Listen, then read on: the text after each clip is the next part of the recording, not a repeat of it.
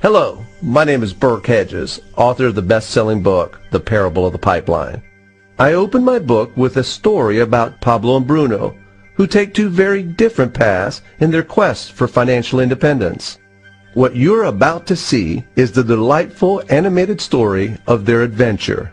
So, sit back, relax, and enjoy the life-changing lessons in The Parable of the Pipeline.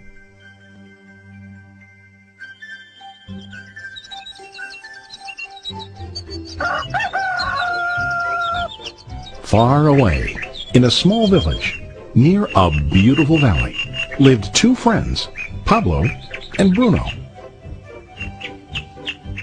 They were both young and dreamed of a better life for themselves. They'd often discussed their dreams about how they would become the most successful men in the village. They weren't afraid of hard work, and they searched for opportunities to help realize their goals and achieve their dreams. One day, an opportunity presented itself.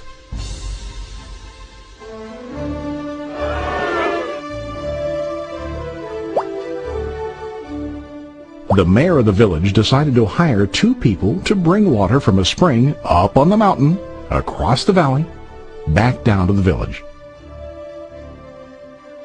They were to be paid based on the amount of water delivered to the village. Bruno and Pablo enthusiastically got to work. Every day, from morning till evening, they carried buckets to and from the spring. They worked hard, carrying water to the village. In the evening, they'd return home with their day's wages.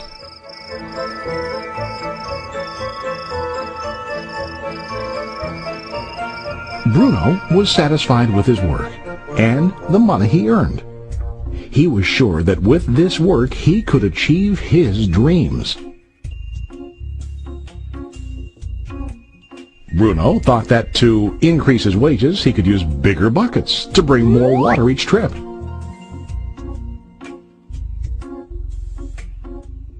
He believed with a larger income he would soon be able to buy a cow and the house that he dreamed about.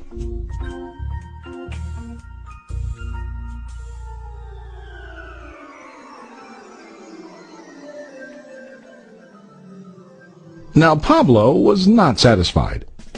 At the end of the day, his back and hands ached, and he was exhausted. He was looking for an easier way to earn more. One day an idea occurred to Pablo. He imagined building a pipeline to deliver the water from the mountain spring to the village. With this pipeline, he could get more water to the village without carrying buckets back and forth from the spring to the village. Soon, he got very excited about his idea and began to plan. Pablo, of course, shared his idea with his friend Bruno and asked him to join with him to work on and help build the pipeline. Bruno thought the idea was crazy. All Bruno could think about was what his money could buy today and how to get it quicker. He felt that building a pipeline would slow him down and delay him in achieving his goals. Instead, Bruno got bigger buckets and went more often back and forth, fetching water. He was sure that with this method, he could make more money. Pablo decided to build the pipeline on his own. He understood that it would not be easy to build, and it would take time to complete the pipeline. Pablo knew that it could take several years to finish, but he set his mind on his goal. Every day he worked and carried water like before. But on weekends and during his spare time, he worked hard to dig in the rocky soil and build his pipeline. In the first month, there was little to show for his work.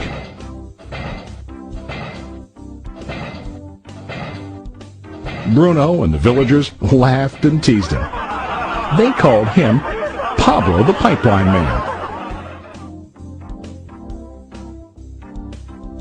During this time, Bruno's income doubled. He already bought a cow and a bigger house. His lifestyle changed. He now spent time after work in the bar, enjoying his hard-earned wages from delivering water.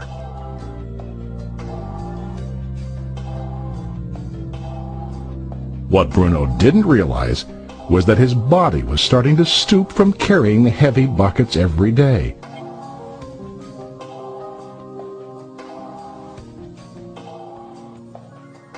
His face looked worn and his body tired. Soon, he began to carry less and less water due to the wear and tear on his body.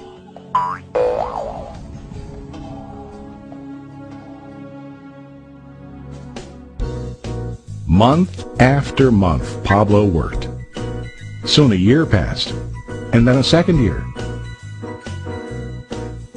Finally, Pablo finished his pipeline. He now used his pipeline to deliver water to the village instead of carrying buckets. Pablo was now earning more money than ever before. The water continued flowing to the village, while Pablo wasn't working. While he slept and ate, the water flowed. Pablo was happy and proud of his insight, persistence, and hard work. Now his income flowed as long as the water flowed through his pipeline.